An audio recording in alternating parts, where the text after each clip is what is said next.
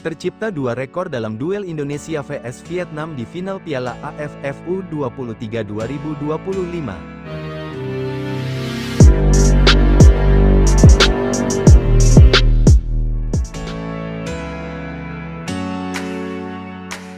Setidaknya dua rekor bisa tercipta dalam duel Timnas Indonesia U23 vs Vietnam pada final Piala AFF U23 2025 di Stadion Utama Gelora Bung Karno, GBK, Selasa, tanggal 29 Juli tahun 2024.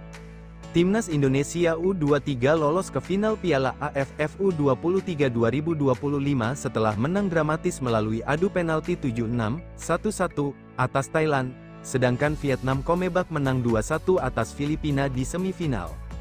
Pertandingan nanti jadi pertemuan kedua Indonesia dan Vietnam dalam babak final Piala AFF U23 setelah edisi 2023. Ketika itu Indonesia kalah dari Vietnam lewat adu penalti. Laga puncak Piala AFF U23 2025 berpotensi berjalan sengit. Sejak fase grup, Indonesia dan Vietnam sama-sama menampilkan permainan yang atraktif.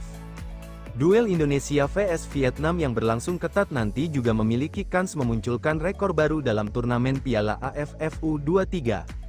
Pertama, Jens Raven akan jadi pemain dengan total gol paling banyak dalam satu edisi Piala AFF U23. Striker Timnas Indonesia ini sudah mencetak 7 gol. Jumlah itu paling banyak dibandingkan dengan top skor Piala AFF U23 4 edisi sebelumnya yang maksimal mengemas 3 gol. Pemain-pemain seperti Nguyen Hie Min, Nguyen Dinh Bach, Vietnam, hingga Yotsakhon Burapa, Thailand, yang sejauh ini mencetak 2 gol berpotensi mengejar jumlah gol Raven. Akan tetapi peluang mencetak 6 gol dalam satu pertandingan terbilang kecil jika melihat lawan yang akan dihadapi Thailand vs Filipina dan Vietnam vs Indonesia pada laga terakhir. Selain rekor yang dicetak Raven, Vietnam juga berpotensi mencatatkan rekor lain, yakni tim yang pertama juara Piala AFF U23 3 kali beruntun.